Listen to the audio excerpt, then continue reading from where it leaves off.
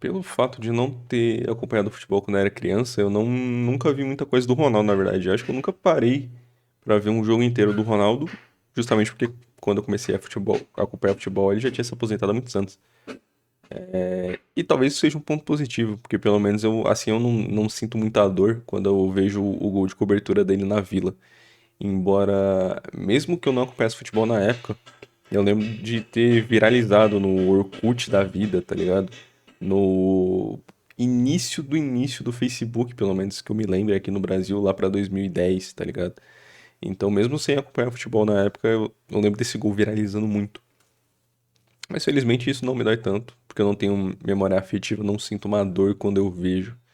Mas, pô, é inegável o tamanho do Ronaldo, não só pro Brasil, obviamente, mas pro futebol como um todo. Eu lembro de já ter visto entrevista de vários jogadores falando o quanto que. Dos zagueiros, falando o quanto era difícil marcar o Ronaldo, e dos atacantes falando o quanto que o Ronaldo era uma inspiração e era ídolo pra uma boa parte deles, tá ligado?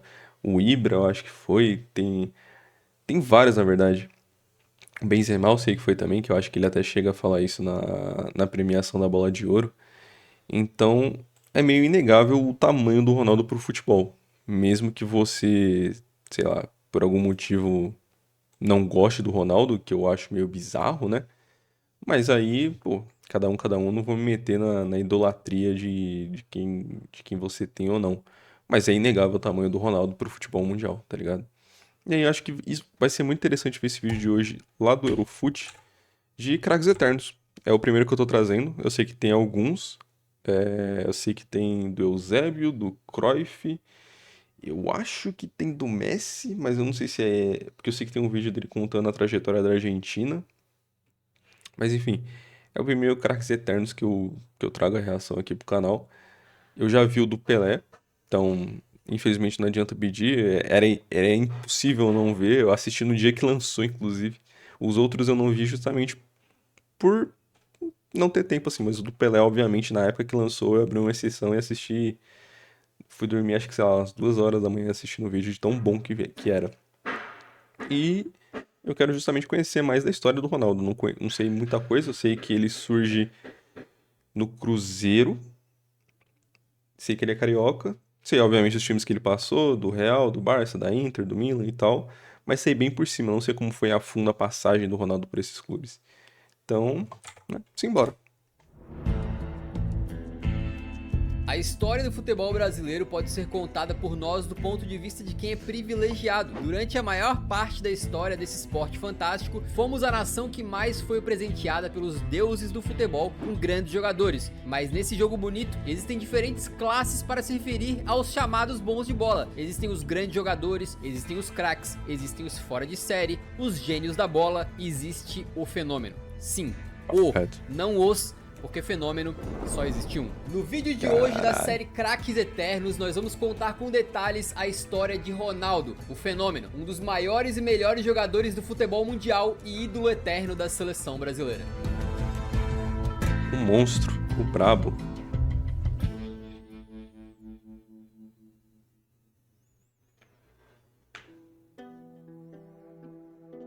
O local de nascimento do fenômeno foi o Rio de Janeiro, numa cidadezinha Sim. chamada Itaguaí. Ele cresceu no bairro Bento Ribeiro, no subúrbio da capital carioca, sendo o mais novo de 3 irmãos. Desde cedo, o filho de Dona Sônia e seu Nélio nutria o amor pela bola, o que o fazia matar a aula para jogar futsal no Valqueire Tênis Clube, lugar onde Ronaldo iniciaria esse relacionamento tão inseparável com a Redonda. A infância de Ronaldo, período em que ele chegou a ser apelidado de Dadado, não era cheio de privilégios, mas também não foi de uma dificuldade extrema. A mãe de Ronaldo fez todos os esforços possíveis para colocar o filho numa boa escola, mas a verdade é que não era para esse tipo de estudo que o Ronaldo estava destinado. A primeira vez que o garoto se destacou como diferente, como acima do normal, foi jogando futsal pelo Social Ramos. Disputando o campeonato metropolitano, o Dadado marcou 166 gols em um único Caralho. ano, jogando contra os melhores da sua categoria. Esse foi o vislumbre inicial oficial de que o garoto tinha uma vocação e estava destinado a desenvolver o seu talento com a redonda nos pés. Perto dos 13 anos, Ronaldo tinha um sonho: conseguir entrar para a base do Flamengo, que era o seu time do coração, e lugar onde seu ídolo Zico fez história. O garoto participou de uma peneira junto de outros 400 rapazes e foi aprovado com louvor, mas no dia seguinte ele não apareceu novamente. O motivo foi financeiro. A questão é que a passagem para ir até o Flamengo e depois voltar para sua casa era muito cara. Então, para seguir o seu sonho, Ronaldo precisou buscar um clube mais pertinho. Foi então que um camarada chamado Ari de Sá, diretor de um modesto clube de futebol chamado São Cristóvão, propôs um intercâmbio de jogadores com o Social Ramos. O negócio era simples: jogadores que fossem bem no futsal do Social Ramos iriam jogar futebol de campo lá no São Cristóvão, com o clube pagando a passagem e outras despesas.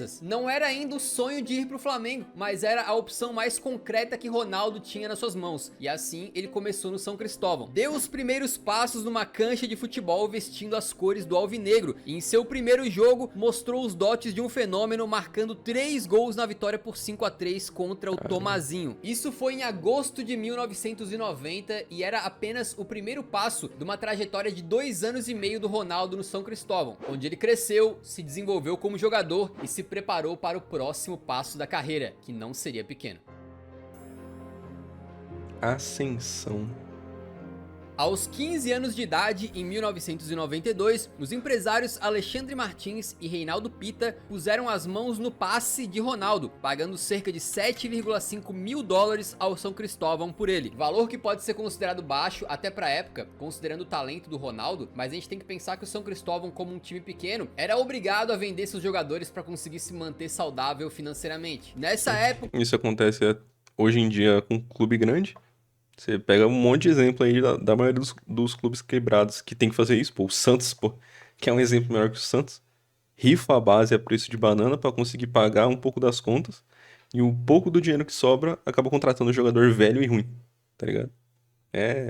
Falta de gestão é uma loucura. Ronaldo chegou até a ser convocado para a seleção brasileira sub-17, onde ganharia muita notoriedade por marcar 8 gols e ser artilheiro do sul-americano da categoria. Isso facilitou que algum clube pusesse confiança na contratação do garoto. Posteriormente, o empresário Reinaldo contou como foi o processo de venda do diamante que eles tinham em mãos. O primeiro clube que falei do Ronaldo foi o Botafogo. Eu liguei para um diretor conhecido que se motivou, mas não deu atenção. Nessa época, levamos o Valber para o São Paulo. Era um clube organizado há muitos anos, tinha um diretor muito competente. Falamos do Ronaldo, mas eles não contrataram. Não houve acerto financeiro com eles. O Cruzeiro topou pagar o valor e levou. Às vezes não tinham as informações. Um jogador do Rio de Janeiro jogando no São Cristóvão. É muito louco que foi o Cruzeiro se aproveitando assim, entre aspas, mas digo assim, não deixando escapar um talento.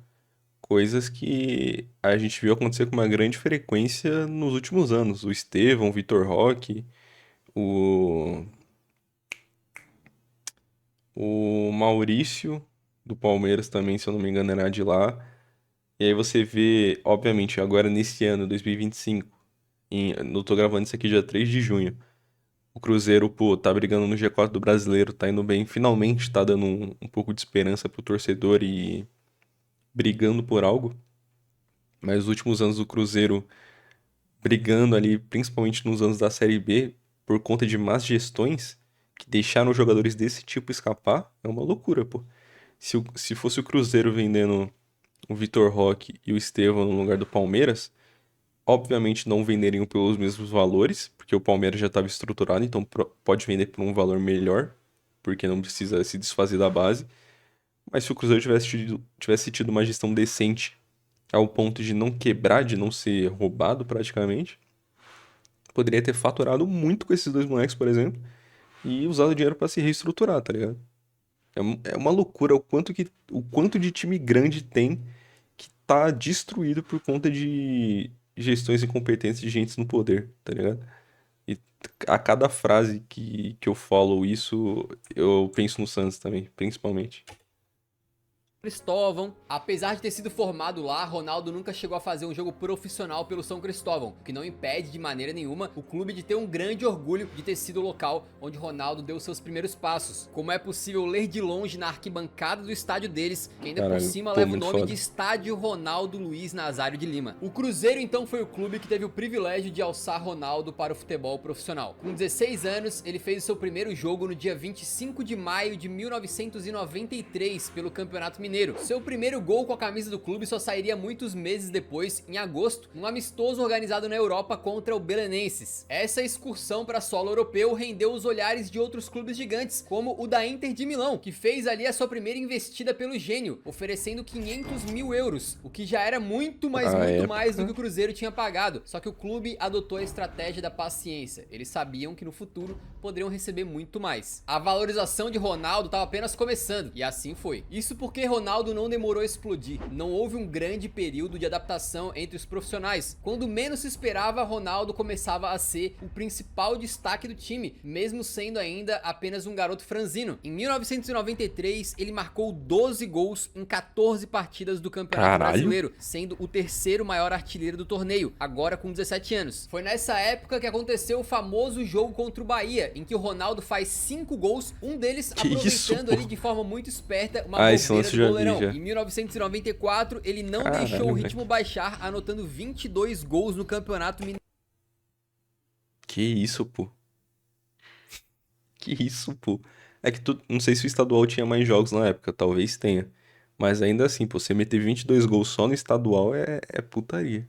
Ao todo, em sua época pelo Cruzeiro, contando jogos oficiais e amistosos, Ronaldo fez 58 partidas, marcando 56 gols. Números simplesmente absurdos para um jovem adolescente. Bizarro. Se antes o Cruzeiro negou 500 mil euros da Inter para levar o Ronaldo, agora a situação seria diferente. Com o garoto brilhando já entre os profissionais, certamente grandes clubes estariam de olho, e foi assim com a dupla holandesa, Ajax e PSV. Só que dessa vez, os olheiros do Ajax não só olharam, mas agiram rapidamente e conseguiram fechar um acordo para a contratação do Ronaldo por cerca de 6 milhões de dólares na época. Porra, foram 12 vezes mais do que a Inter tinha oferecido pouco tempo antes. Mas antes de ir para a Holanda, Ronaldo já começou a dar os seus primeiros passos com a amarelinha. Em março de 1994... É verdade, né? O Ronaldo tem 2 Copas. Ele foi reserva de 94, não foi? Foi, tenho quase certeza que foi. Pouquíssimo tempo antes da... Pô, é muito louco, você vê que hoje em dia os nomes da seleção é o Richarlison e, sei lá, o Pedro, o Endrick. Em uma determinada época o titular era o Romário e o reserva era o Ronaldo, tá ligado? Bagulho de maluco. Copa do Mundo aquele ano, ele conseguiu receber a sua primeira convocação. Pouco tempo depois, foi convocado novamente, e dessa vez, numa partida contra a Islândia, fez o seu primeiro, do que viriam a ser muitos gols pela seleção principal. Ronaldo encantava a comissão técnica de Carlos Alberto Parreira, o então treinador da seleção brasileira, que viu nele uma joia e decidiu: esse garoto vai pro Mundial. E assim o atacante garantiu o carimbo no seu passaporte para ir para a Copa dos Estados Unidos em 94. Sendo muito jovem, Ronaldo não jogou e assistiu à conquista do Tetra do banco de reservas, mas certamente foi uma experiência que lhe trouxe muito aprendizado e uma vivência que o ajudaria no restante da carreira. Também foi nesse período que Ronaldo ganhou um apelido que carregaria por muitos anos da sua carreira: Ronaldinho. Isso porque na seleção brasileira já existia um zagueiro apelidado de Ronaldão, então para diferenciar, o Ronaldo foi chamado de Ronaldinho. Foi isso aí, quebrou a minha mente na época que eu comecei a acompanhar futebol, porque, né, conhecendo futebol hoje em dia, eu sei que o Ronaldo é o Ronaldo, o fenômeno, e o Ronaldinho é o Ronaldinho. Quando eu via algum lance de jogo antigo, eu via, de repente, ouvia uma pessoa mais velha se referindo a Ronaldinho, e na real era sobre o Ronaldo, isso bugava a minha mente total, tá ligado?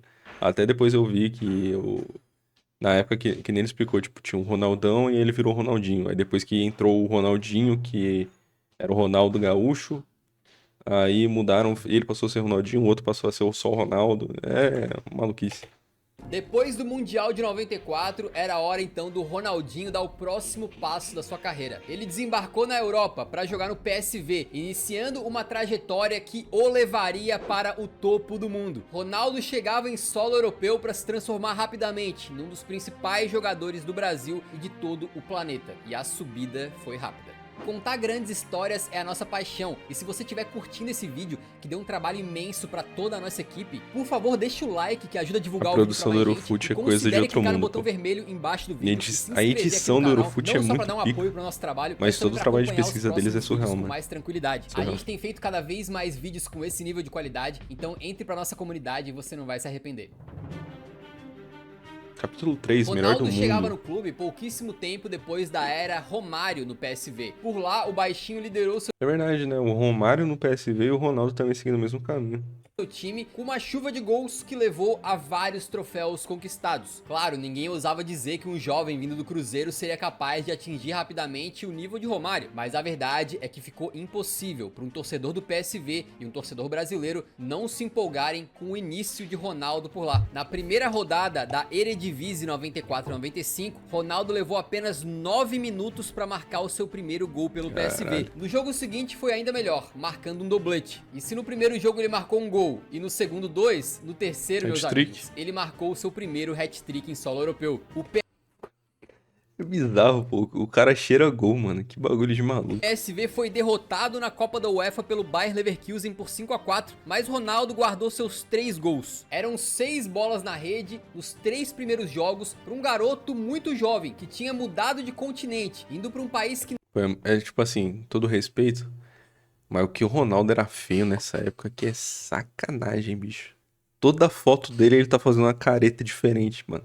Que loucura. não conhecia e que mesmo assim não precisou de tempo para se adaptar. Ronaldo justificava o investimento e ia muito além. Esse início meteórico explica muito de quão impressionado ficou o assistente técnico do PSV na época, o Ernie Brandtz, quando viu o Ronaldo jogar pela primeira vez, um ano antes da transferência para o PSV. Em 1993, estive durante um mês no Brasil e vi Ronaldo treinar e jogar. Ele era tão forte fisicamente, agressivo, tinha uma incrível aceleração, tiro certeiro, ele era de outro planeta. Eu imediatamente duvidei da idade dele. Tão bom aos 16 anos, isso era impossível. Mas não era impossível, não para um gênio da bola. No campeonato holandês de 94 e 95, o PSV não ficou nem perto de ganhar o título e acabou 14 pontos atrás do Ajax. Mas Caralho, não foi ficou por atrás do falta de Roda. desempenho de Ronaldo Fenômeno, que marcou 30 gols naquela edição do torneio, sendo Caralho. disparado o artilheiro.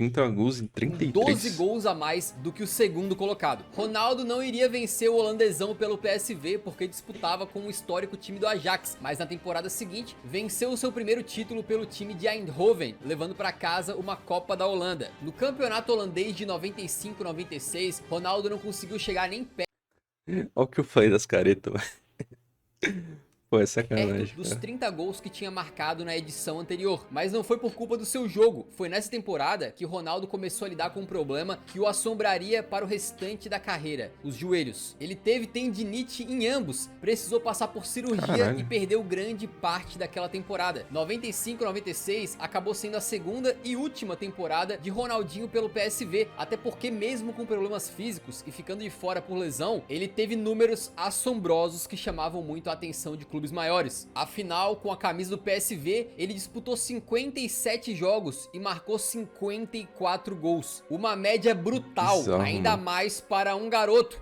Eu acho que a do Romário. Eu posso estar falando bosta, tá ligado? Mas eu acho que a do Romário foi parecido, pelo menos na primeira temporada. Eu não sei com quantos. Na real, não sei quanto tempo o Romário ficou no PSV. Eu não sei se foi 2 ou 3 anos. Mas eu acho que ele termina com mais de 100 gols na passagem dele pelo PSV.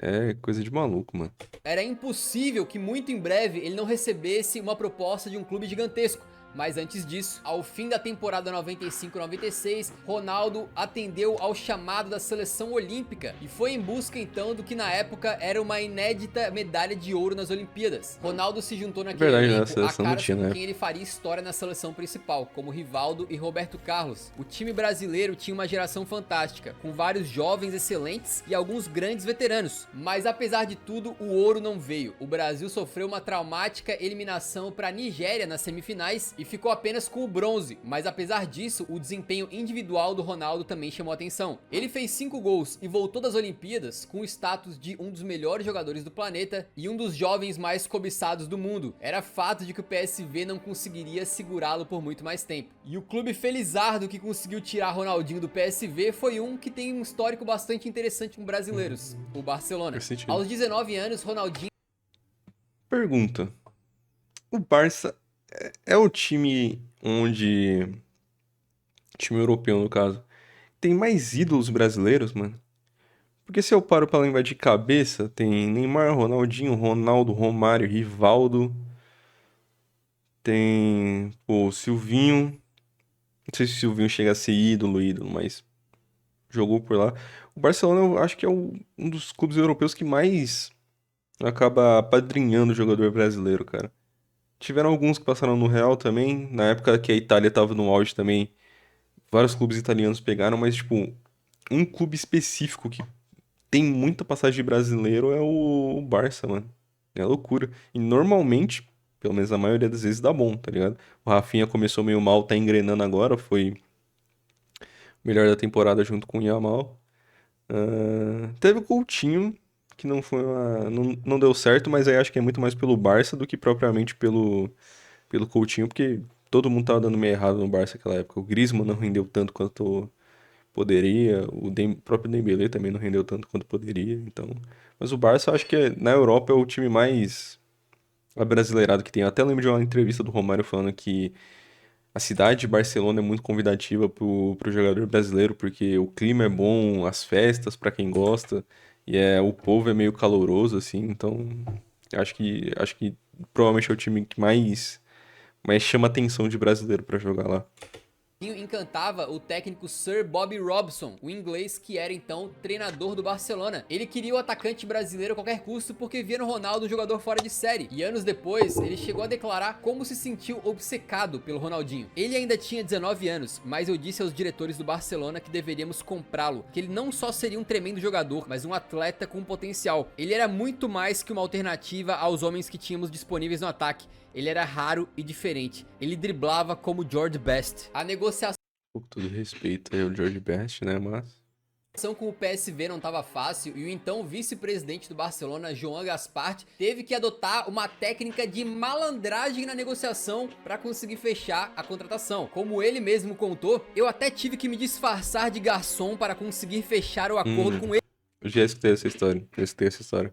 Que ele pega a roupa de um garçom lá e acho que ele entra no quarto do Ronaldo, encontra o Ronaldo em um momento do hotel que ele tava sozinho e faz ele assinar um contrato. Bizarro. Eles ligaram para a CBF tentando parar a transação de Ronaldo com o Barça. Havia 2 seguranças que tentaram impedir uma aproximação com Ronaldo ou qualquer outro jogador. Então encontrei um garçom espanhol no hotel e ele me emprestou suas roupas, me deu uma bandeja e uma Coca-Cola. Coloquei o disfarce, cumprimentei os seguranças e disse a eles que havia um pedido de refrigerante para o quarto, justamente onde estava Ronaldo. Bati na porta e ele abriu.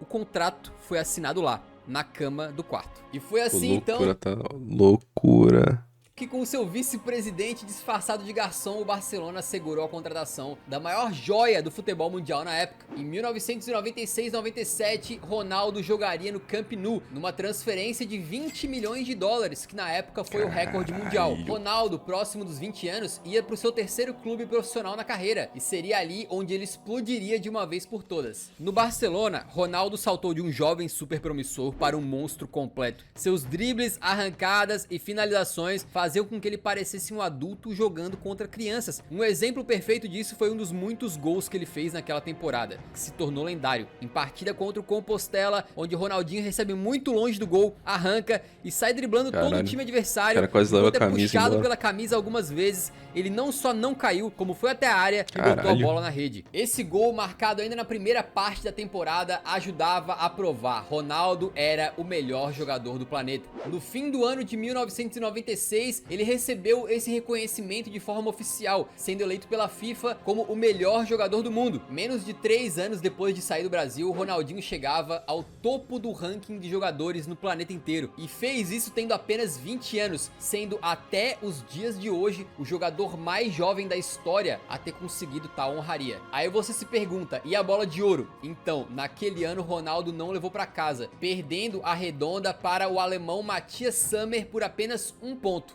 A gente viu isso aqui no vídeo do Storybowl Football falando das contestações da bola de ouro. Pô, é maluquice, mano. Maluquice. Mas com bola de ouro ou não, todos sabiam que Ronaldo era o melhor do mundo e o restante da temporada ajudou a provar isso. Em La Liga, Ronaldo foi arrasador, anotou 34 gols para ser o artilheiro isolado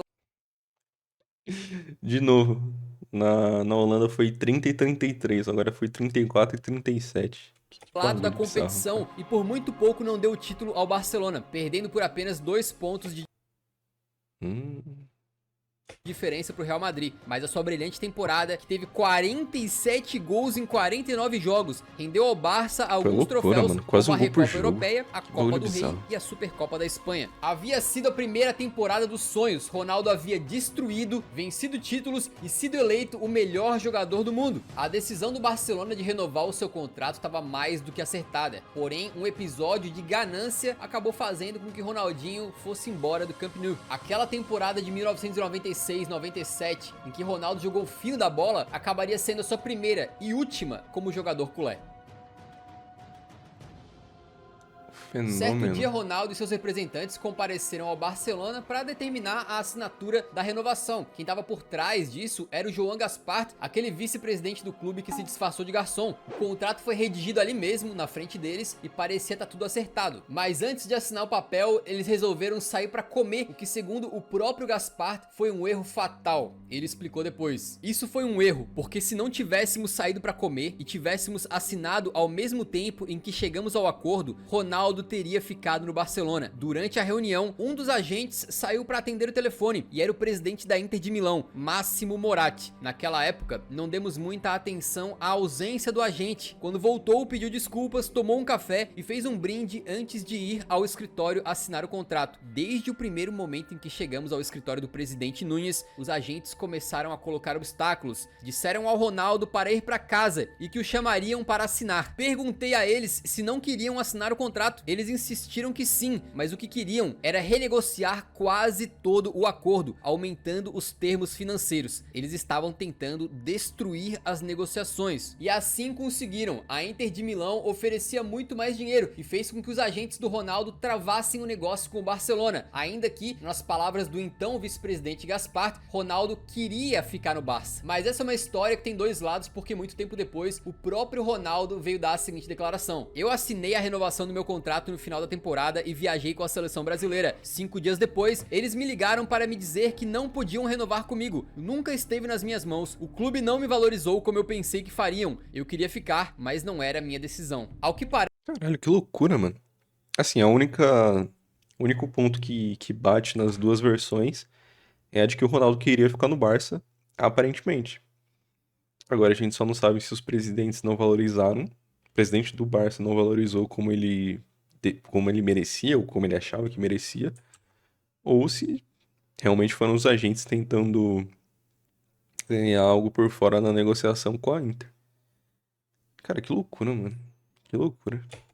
Ronaldo queria continuar vestindo blaugrana, mas não recebeu o aumento salarial de acordo com o seu desempenho. De qualquer forma, o fato é que a Inter de Milão conseguiu então contratar o melhor jogador do mundo. Por 32 milhões de dólares, Ronaldo mais uma vez quebrou o recorde de 32. transferências e foi então jogar a Série A. Em 25 de julho de 97, com a camisa 10, ele foi apresentado na Inter e ali viveria uma saga repleta de altos muito altos e baixos muito baixos. E também ganharia o apelido que passou a acompanhá-lo para o restante da sua carreira. Na temporada 97-98, A Inter é boa de dar apelido, né? Foi o fenômeno pro Ronaldo e o imperador pro Adriano. o Ronaldo não foi tão bem como no Barcelona, mas já era o bastante para ser melhor que todos os outros. Foram 34 gols anotados em 47 jogos, sendo A média diminuiu, mas ainda assim é loucura. 25 na Série A, onde por muito pouco ele Oliver Bierhoff.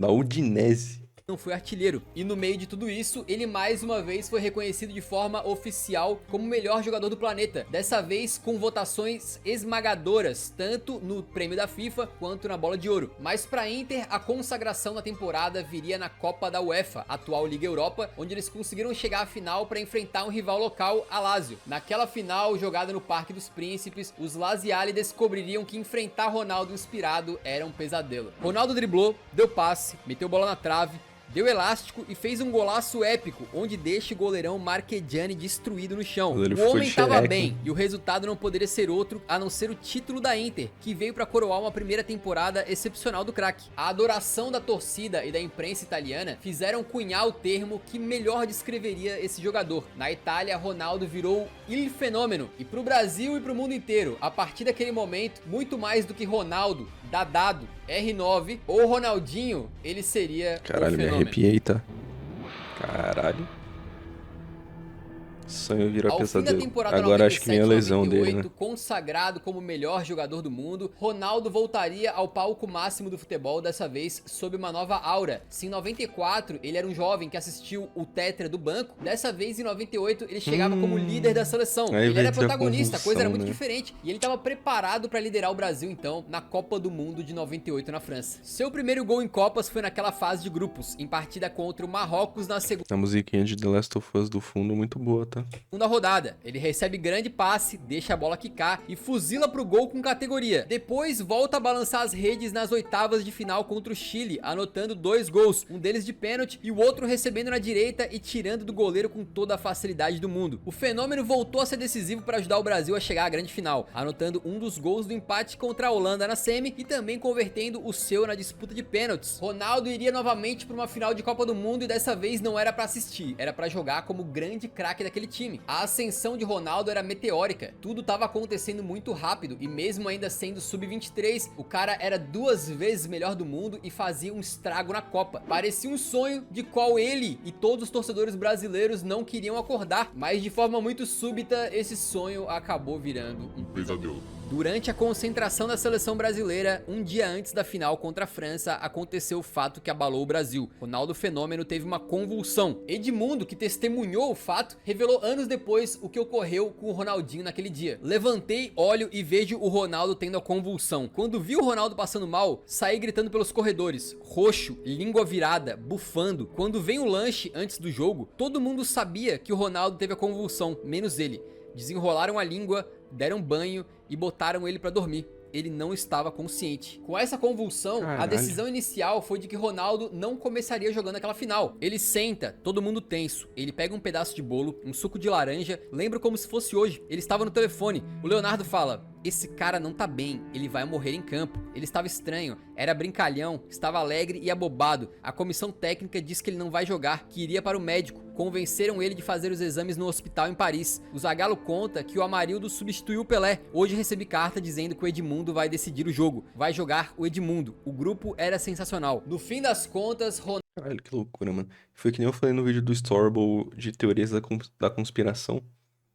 É muito louco que a teoria da conspiração, além de que o Brasil vendeu a Copa, seria da pressão da Nike para que o Ronaldo jogasse justamente porque ele era o principal ativo da marca. E até tem a parada a foto mais famosa daquela final ser o Ronaldo depois da derrota com as chuteiras da Nike penduradas no pescoço, tá ligado? Exibindo o símbolo da Nike muito claramente. E é muito louco você pensar que realmente os médicos dariam um aval pra esse tipo de parada, mano. Porque, que nem você falou, mano, o cara, pô, literalmente convulsionou, tava roxo, não tava conseguindo se lembrar de nada. E não foi só aquele acontecimento isolado, mas aí depois pô, o próprio Edmundo falou que tava meio abobado, tá ligado? Tava brincalhão, não tava falando nada com nada muito. Pô, aquilo aí podia ter, sei lá, desconfigurado o cérebro do moleque, dado um pane geral e você querer botar ele pra jogar. Querer não, né? Botaram. E você botar ele pra jogar mesmo assim, com o risco dessa porra piorar ainda mais. Pô, é muita loucura, mano.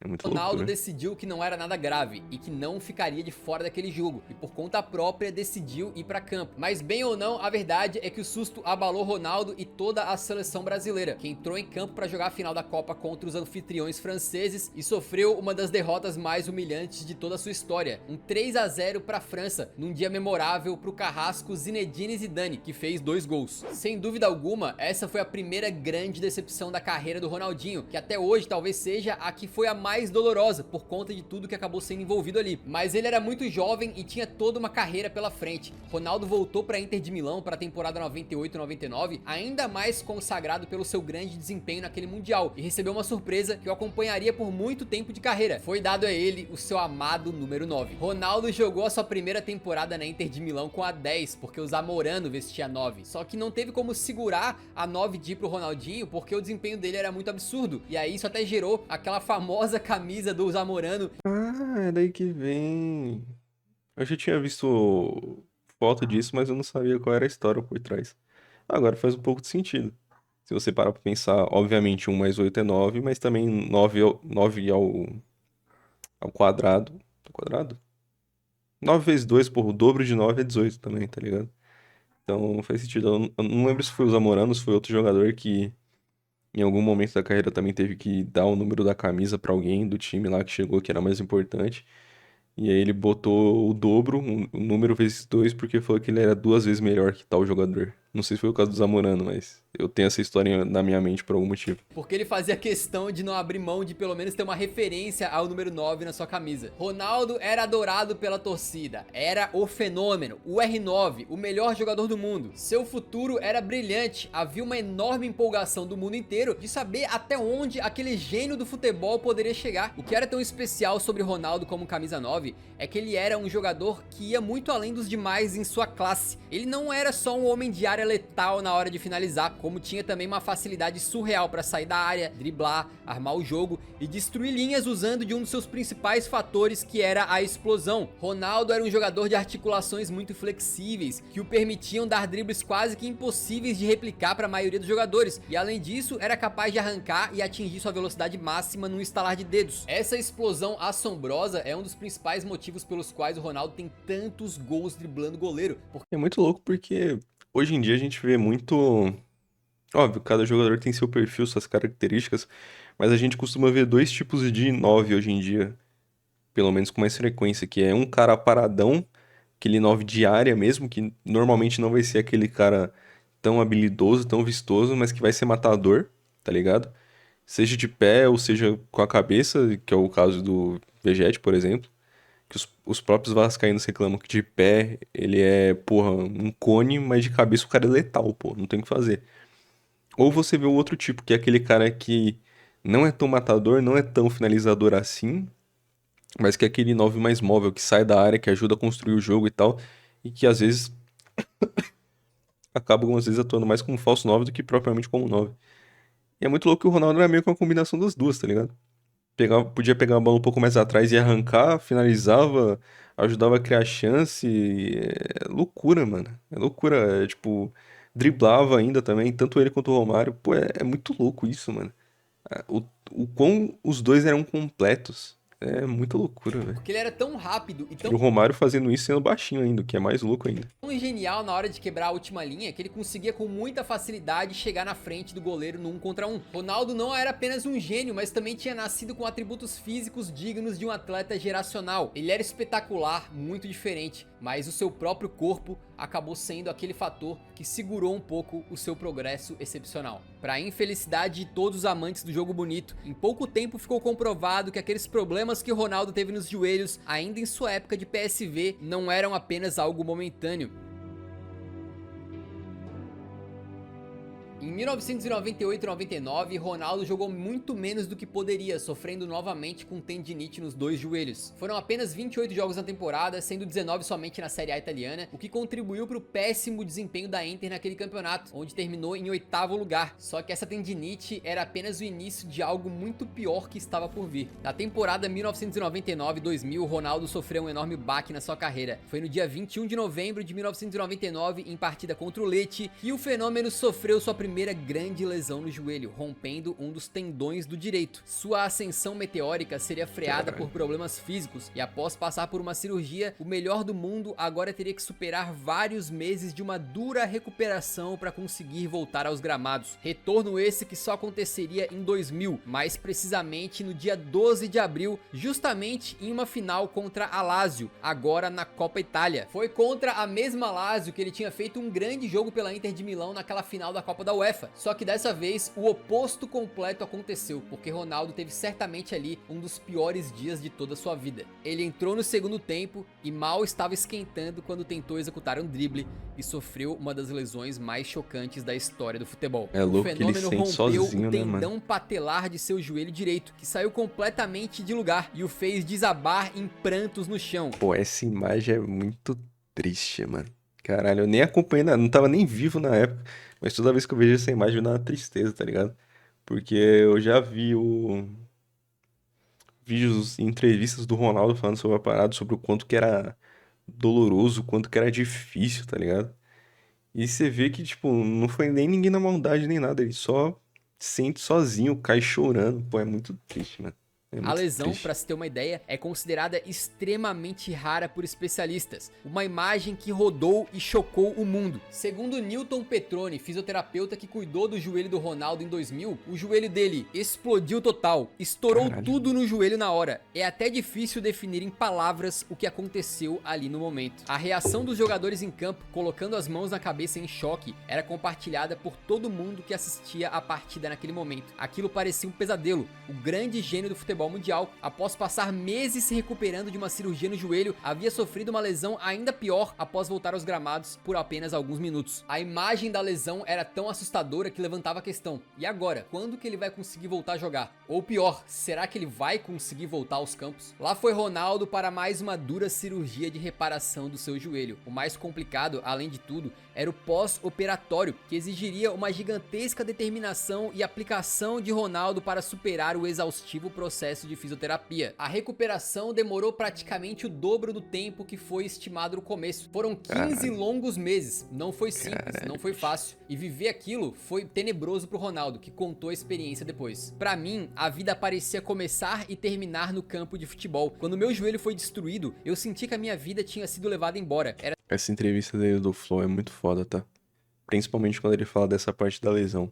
É muito louco. tão grave que algumas pessoas diziam que eu jamais voltaria a jogar futebol novamente, que eu nem mesmo voltaria a caminhar novamente. Foi então que os meus limites foram realmente testados. Eu sabia que a Copa do Mundo de 2002 estava chegando, mas não eram os troféus ou os gols que me motivaram. Eu só pensava naquele sentimento que eu só podia encontrar no campo de futebol e com a bola aos meus pés. E foi com esse pensamento, com a Copa de 2002 na mente, que o fenômeno lutou e resistiu, provando que seu apelido não era em vão. Mas foi nesse processo que ele também chegou a um fim melancólico na sua trajetória nos Nerazzurri. Ronaldo voltou a jogar em 2001, mas durante aquele ano e também quase toda a primeira metade de 2002, sofreu com diversos problemas musculares, algo natural para um atleta voltando de uma lesão tão séria. Sua temporada 2001-2 pela Inter teve apenas 16 partidas, nas quais ele ainda conseguiu guardar 7 gols. Para piorar, ainda participou de uma perda de campeonato italiano de forma traumática, quando a Inter foi derrotada pela Lazio na última rodada da Série A, quando precisava apenas vencer para ser campeã, acabou ficando em terceiro lugar. Ronaldo jogou aquela partida e foi substituído em lágrimas no segundo tempo. Ninguém sabia na época, mas foi o último jogo do fenômeno com a camisa da Inter de Milão. Por lá ele jogou 99 partidas, fez 59 gols e ganhou uma Copa da UEFA. Você vê que a média dele ainda continua boa, tá ligado? Mais de meio gol por jogo. Mas diminuiu pra caralho se você comparar com o que era no Cruzeiro, no PSV, no Barça. A lesão realmente não só, obviamente, prejudica ele em minutagem, porque quando ele volta, ele vai teoricamente voltando aos poucos. E não consegue, ou se começa a titular, não consegue ficar tanto tempo como normalmente ficaria. Mas realmente, pô, fode o rendimento dele. Se eu não me engano, essa parada continua pros próximos clubes. No Milan, ele tem acho que 7 gols em 20 jogos. No Real, ele ainda tem uma média um pouco superior, que é de acho que 100 gols em 177 jogos. Tipo assim, obviamente, o Ronaldo nerfado, pós-lesão, ainda é melhor que a maioria dos centroavantes que a gente tem hoje em dia. Pra não dizer todos. Mas é muito louco o quanto que as lesões fuderam isso. Sua grande vitória estava reservada para a amarelinha. Para conseguir voltar a jogar pelo Brasil, ele teve que esperar ainda mais tempo. E sob muitos questionamentos da imprensa, o R9 recebeu a confiança do Filipão em 27 de março de 2002, pouco tempo antes da Copa do Mundo. Na ocasião, entrou em campo num amistoso contra a Iugoslávia, em Fortaleza, sendo esse o primeiro jogo pelo Brasil desde 99. Naquela partida, atuou apenas na primeira etapa, mas já foi suficiente para mostrar que a sua vontade de ir para a Copa era mais forte do que qualquer um poderia imaginar. E assim ele foi. A Copa de 2002, realizada no Japão e na Coreia do Sul, seria o momento da verdade para Ronaldo Fenômeno. Era o momento de comprovar para todos que ele ainda não tinha acabado. A fase de grupos era a oportunidade ideal para o Ronaldo conseguir ritmo de jogo e provar para todo mundo que estava bem fisicamente. E assim ele fez, marcando gol em todos os jogos daquela fase, sendo titular contra a Turquia, China e Costa Rica, incluindo um doblete sobre os costarriquenhos. Foi nesses gols que ficou forte a sua comemoração mais icônica, no gesto de erguer e balançar o dedo apontador direito, comemoração repetida muitas e muitas vezes por quem teve o gênio da nova Lose como Yourself referência. de fundo do Ronaldo Eminem não também. deixou o ritmo cair e Bela continuou escolha. sendo genial nos mata-matas daquela Copa. Nas oitavas de final, apareceu para fechar o caixão dos belgas, batendo firme de perna esquerda. R9 não balançaria as redes nas quartas contra a Inglaterra, mas esse seria o seu único jogo em branco no torneio, um que ele deixou para outro Ronaldo brilhar. Gol de falta Antes do da Ronaldinho. semifinal, o Ronaldo tomou uma atitude surpreendente para tirar o foco da imprensa na condição física dele. Fez então o até hoje épico e histórico corte cascão, visual que virou Lendário. símbolo e marca consagrada da superação do Fenômeno naquela Copa do Mundo. Com seu novo corte de cabelo, fez o gol da duríssima classificação contra a Turquia na semifinal, batendo de biquinho. E assim, mais uma vez, em sua terceira participação em Copa do Mundo, Ronaldo iria para a grande final do torneio. Só que agora de forma muito mais emblemática do que nas outras. Em 94, era um garoto que ficou no banco. Em 98, vivia uma fase espetacular, mas viu seu sonho se tornar um pesadelo. Mas agora, a carga emocional era completamente diferente. Ronaldo havia superado todos os prognósticos, todas as expectativas, todas as dúvidas. Ele tinha superado lesões terríveis, meses infindáveis de fisioterapia e o medo de não conseguir voltar a jogar. Ronaldo reinventou o significado de dar a volta por cima. E a coroação de tudo isso viria naquele jogo, naquela final contra a Alemanha. No Estádio Internacional de Yokohama, no Japão, no dia 30 de junho de 2002, Ronaldo entrou em campo inspirado. Marcou 2 vezes contra os alemães, garantiu o pentacampeonato para a seleção brasileira e entrou de vez para a história do futebol, escrevendo uma das mais belas jornadas que esse esporte centenário jamais viu. Para os que duvidavam de que Ronaldo poderia jogar, sobrou ver os 8 gols dele na Copa que fizeram o cara ser o artilheiro e campeão do torneio. Apesar do melhor jogador daquela Copa ter sido escolhido, o Oliver Kahn, não muda o fato de que o Ronaldo fez foi Tem histórico. a parada Não que há melhor a escolha foi antes do jogo da final, né? Mas. O que eu acho que não faz o menor sentido, pô.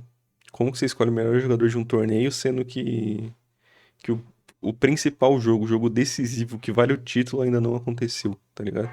Eu imagino que seja, sei lá, pra adiantar as comemorações. Mas não faz o menor sentido, pô. Até porque. Enfim, foi justo. frase para descrever essa trajetória do que a que escreveu o escritor Luiz Fernando Veríssimo. Ronaldo imitou a trajetória clássica do herói mitológico que desce ao inferno e volta para refazer a história. É o primeiro mortal real a retornar no tempo para corrigir a própria biografia. Caralho, arrepiei, tá? De novo. Ronaldo voltou para Inter com um status completamente diferente de quando tinha ido para a seleção, mas apesar de ter passado seus últimos anos praticamente apenas se recuperando de lesão, ele não quis continuar na Itália nem para reescrever a sua história na Inter. Seja por problemas pessoais com o técnico na época, Hector Cooper, ou pela questão financeira, Ronaldo acabou forçando uma transferência e encerrando ali o seu ciclo na Itália. Diz a boca pequena que o Ronaldo tinha a intenção de voltar para o Barcelona, mas na época o clube não estava bem financeiramente e não foi capaz de fazer o aporte financeiro necessário para fazer a contratação do camarada. De olho nesse caso, o Real Madrid, que vinha montando um time chamado de Galácticos e que não perdeu a oportunidade de trazer mais uma estrela. Com uma Copa brilhante, Ronaldo então se transferiu para o Real por cerca de 45 milhões de euros e pouquíssimo tempo depois, no final do ano, foi reconhecido mais uma vez pelo seu feito espetacular. O planeta bola mais uma vez se rendeu ao fenômeno e o gênio de novo foi eleito o melhor jogador do mundo pela FIFA e também ganhou a bola de ouro da France Football. Assim, Ronaldo seguiu com muita empolgação sua história como merengue, mas no geral, apesar de ter tido grandes momentos, a verdade é que o contexto como um todo impediu que essa passagem do fenômeno por lá fosse mais bem sucedida. Ronaldo chegou a ser artilheiro de uma edição da La Liga em 2003-04 e anotou 104 gols em 177 jogos pelo Real Madrid. Venceu 2 vezes La Liga, uma Supercopa da Espanha e também um Mundial de Clubes, mas o grande objetivo não veio, a Champions League. Se for para citar uma marca negativa na carreira do Ronaldo, justamente foi o fraco desempenho na principal competição de clubes da Europa. No Real Madrid teve vislumbres de que poderia ganhar a competição, principalmente numa noite histórica em que ele destruiu o Manchester United em pleno Old Trafford, o que rendeu aplausos de pé da torcida adversária. Sem dúvida, a sua maior noite na história da Champions. Mas a verdade é que naquela época o Real teve grandes craques, mas não passou muito perto de ter times realmente sólidos e que pudessem vencer a Champions League. Foi nesse período, por exemplo, que eles iniciaram a terrível sequência de 6 temporadas seguidas caindo nas oitavas de final. O fenômeno, ao final da carreira, ficou sem essa importante taça no currículo. Azar da Champions. Apesar de tudo, ele ainda colecionou inúmeros lances e gols mágicos, deixando boas memórias para o torcedor merengue. Somando suas passagens pelo Barcelona e pelo Real Madrid, é até hoje o maior artilheiro brasileiro da história do Campeonato Espanhol com 117 gols. Vivendo seus últimos meses com a camisa merengue e passando por dificuldades para controlar o seu peso, Ronaldo foi disputar mais uma Copa do Mundo, a de 2006. O Mundial na Alemanha acabou sendo um grande fiasco para a seleção brasileira. E o grande momento do Brasa no torneio foi protagonizado pelo próprio fenômeno, pois com os 3 gols que ele marcou, 2 contra o Japão e 1 contra a Gana, se tornou o maior artilheiro da história das Copas com 15 gols, recorde que hoje em dia ele já não possui mais. Seu derradeiro jogo na história das Copas foi a precoce eliminação nas quartas de final contra a França. O retorno para o Real Madrid na temporada 2006-2007 culminaria no seu fim de ciclo ainda na metade da temporada. Ronaldo passou a ser muito questionado por uma suposta falta de comprometimento, pelo seu estado acima do peso e eventualmente a situação ficou insustentável. No mercado de inverno, em janeiro, o fenômeno negociou com dinheiro do seu próprio bolso uma rescisão contratual com o Real Madrid e acabou determinando um novo destino, o rival do seu antigo clube na Itália. Ronaldo voltaria para a terra da bota para assinar com o Milan. O Ronaldo gosta de jogar em rival, né? Jogou no Barça, no Real, no Milan e na Inter. Só faltava ele ter voltado pro Atlético Mineiro quando veio pro Brasil, tá ligado? Se bem que aí ele deixou pro outro Ronaldinho fazer. Ao sair do Real Madrid, agradeceu aos torcedores e a todos no clube, exceto o seu técnico da época, Fábio Capello. Em busca de retomar o bom nível, Ronaldo voltava para o futebol italiano com empolgação. Jogou 14 partidas e fez 7 gols nos meses restantes da temporada 2006-2007 e viu de longe o Milan vencer a Champions League. Ele não pôde participar por regras da época, já que já tinha jogado a Champions pelo Real Madrid. Na temporada seguinte, veio o baque que pôs um fim na jornada de fenômeno pela Europa. Novamente, em solo italiano, o seu joelho não aguentou. Em partida contra o Livorno, rompeu os ligamentos do joelho, passou por uma nova cirurgia e ficou fora de ação pelo resto da temporada 2007-2008. Ao final dela, e tendo feito apenas 20 jogos pelo clube, o contrato com o Milan estava acabando e eles decidiram não renovar. Ronaldo estava com problemas físicos, problemas em se manter dentro do peso, vindo de uma nova recuperação de lesão ligamentar no joelho e sem clube. Parecia o fim, mas só parecia. Pro Corinthians. Em 2008, o Ronaldo voltou para o Brasil para se recuperar novamente de mais uma lesão no joelho. Na ocasião, teve as portas abertas do Flamengo e ficou treinando no clube e se recuperando por lá por muitos meses. O cara ficou treinando no Flamengo, era o time dele, ele queria jogar. E os caras não ofereceram contrato. Isso surgiu uma expectativa muito grande para os flamenguistas de que Ronaldo poderia assinar o contrato e se tornar um novo jogador do clube. Afinal, todos sabiam que o Ronaldo era flamenguista desde criancinha. Mas no fim das contas, isso não aconteceu. Segundo o próprio Ronaldo explicou depois, para mim foi a mesma decepção que para a torcida do Flamengo. Foi triste também, porque eu sou flamenguista desde pequenininho. Eu também tinha essa certeza de jogar no Flamengo. Era flamenguista doente e fiquei 4 meses treinando na Gávea com o time profissional. Eu Eu tinha certeza absoluta que a diretoria uma hora ia me propor alguma coisa, mas não fizeram nada. Mas se o Flamengo cometeu essa bobeira, o Corinthians não faria o mesmo. Segundo Ronaldo, o então presidente do Timão, André Sanches, foi muito claro na sua vontade de contratar o Fenômeno. Um dia eu fui num prêmio em um hotel no Rio de Janeiro e esbarrei com o Andrés do Corinthians. No dia seguinte, encontrei o Andrés no mesmo lugar. Ele estava com um guardanapo e uma caneta e me falou: "Vamos fechar logo esse contrato." Eu queria jogar e assim aconteceu. No dia 9 de dezembro de 2008, Ronaldo foi apresentado oficialmente como jogador do Corinthians, onde viveria a etapa final de sua carreira como jogador de futebol. Era um Ronaldo com problemas, mas ainda assim era Ronaldo. Todos sabiam que se ele conseguisse jogar pelo menos um quarto do que jogou no seu auge, já seria o suficiente para brilhar no Brasil. E assim foi. De início, passou por um período de preparação física para se colocar em forma e se recuperar totalmente da lesão no joelho. Foi só em 4 de março de 2009 que Ronaldo voltou aos gramados em partida contra o Itumbiara pela Copa do Brasil. O primeiro gol pelo Corinthians seria depois, num clássico contra o Palmeiras, em que ele sai do banco para marcar de cabeça aos 47 do segundo tempo. A narração muito calma do Milton Leite, pra mim, é de arrepiar. Senhoras e senhores, o Fenômeno voltou!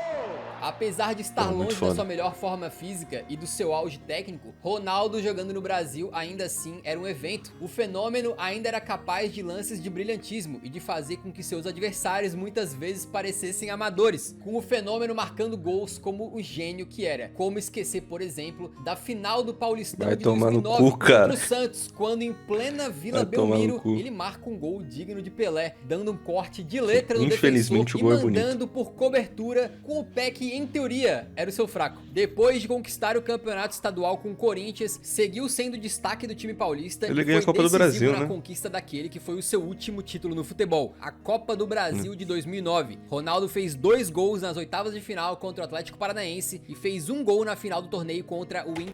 Pô, assim, eu lembro que a gente viu algo no... Assim, nada a ver com Ronaldo e Corinthians, mas eu lembro que a gente viu em algum vídeo do Storball falando do quanto que o Atlético Paranaense é freguês pra time grande, mano.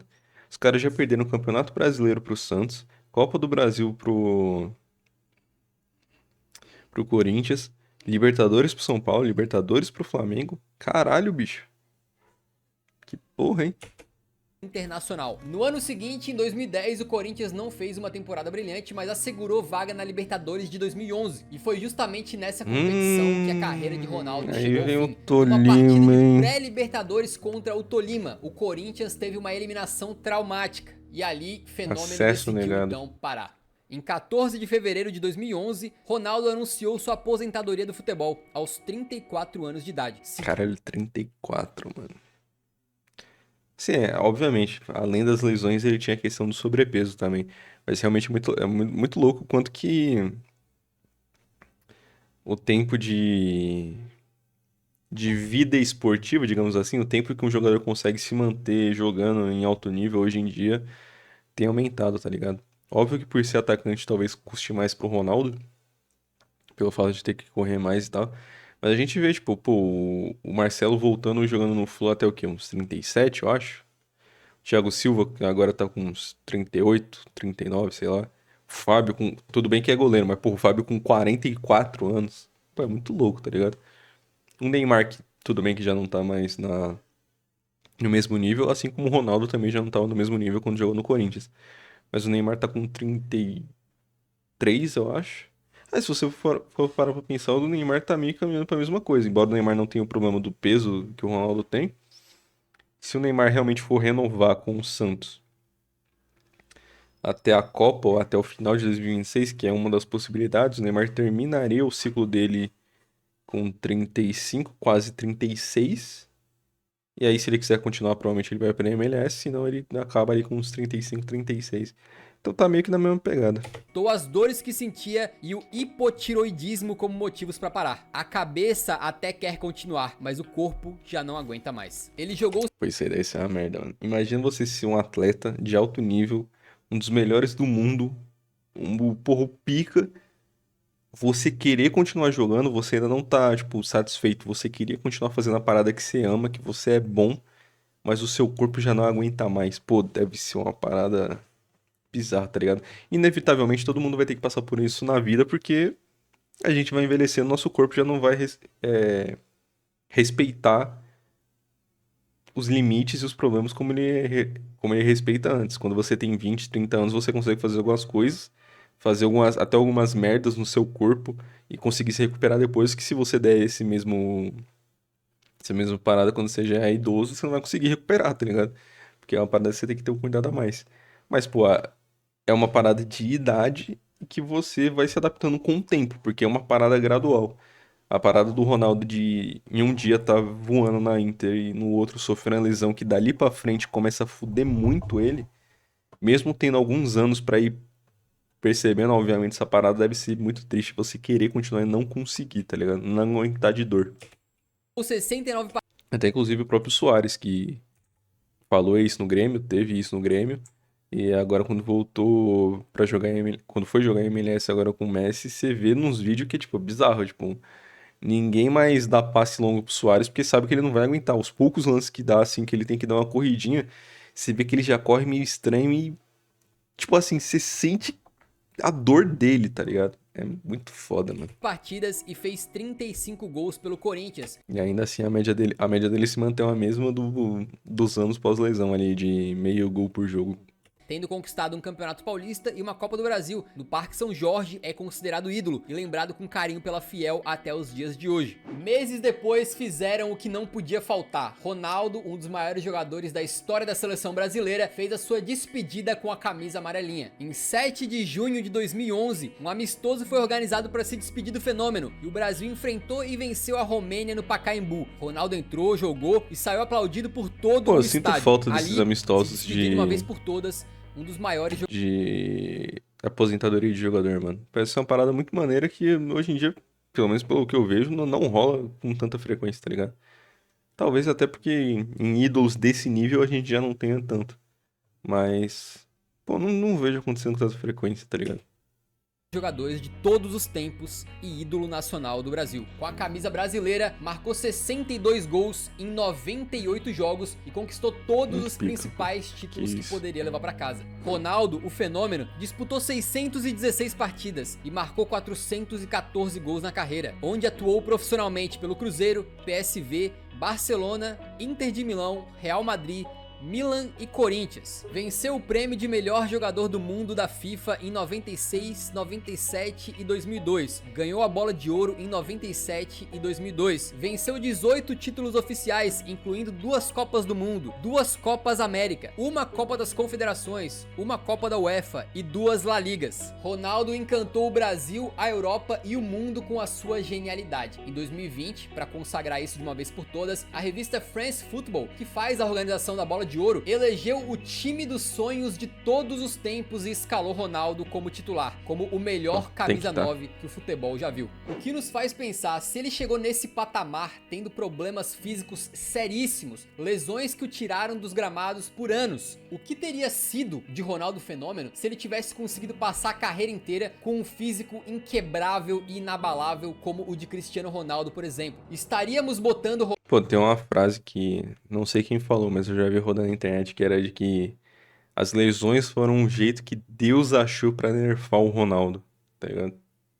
Muito louco. Ronaldo no nível de Pelé e Maradona? Talvez nem precise, porque mesmo com essa trajetória muito acidentada na carreira, alguns já consideram hoje Ronaldo o melhor da história. Segundo Ibrahimovic, que foi flagrado olhando pra Ronaldo como Pô, quem vê uma essa figura filmagem é muito divina, foda, mano. R9 é o melhor de todos os tempos. Van Nistelrooy, que jogou com o Ronaldo, disse que ele tinha a maior habilidade que já vi na minha vida. Elogios como esse se acumulam e não são raros, vindo tanto de especialistas, comentaristas, como de alguns dos melhores jogadores que já pisaram num gramado na história. O patamar que ele estaria sem lesões, nós nunca saberemos. Mas a verdade é que a história de Ronaldo, escrita com cruéis linhas de sofrimento, se tornou símbolo de resiliência com a sua magnífica trajetória de superação. Ele derrotou as lesões, venceu as dúvidas e escalou até o topo do mundo, se tornando ídolo e referência de inúmeros craques do futebol atual e um expoente máximo do futebol brasileiro e do jogo bonito. Ao longo de toda a sua carreira, o termo que o melhor representou foi fenômeno, mas nesse vídeo finalizamos dando um adjetivo pro craque que também serve: eterno. Pô, que isso, cara.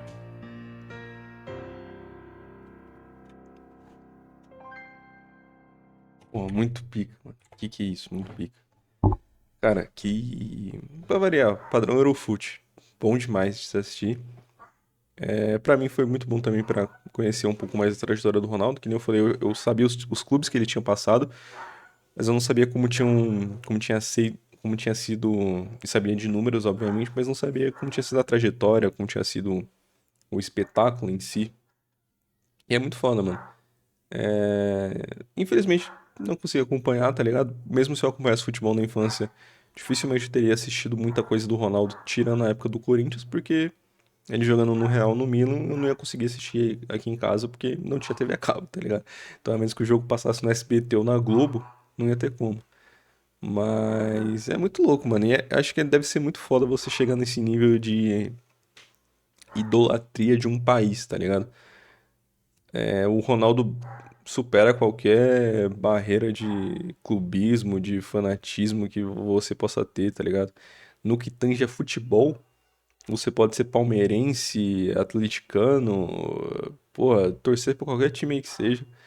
Ronaldo é meio que uma figura que você respeita e que você admira, tá ligado?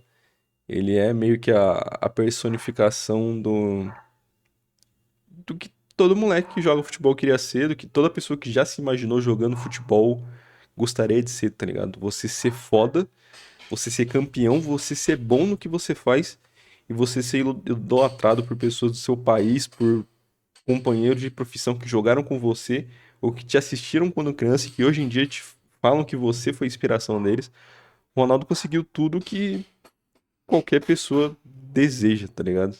Isso é muito foda.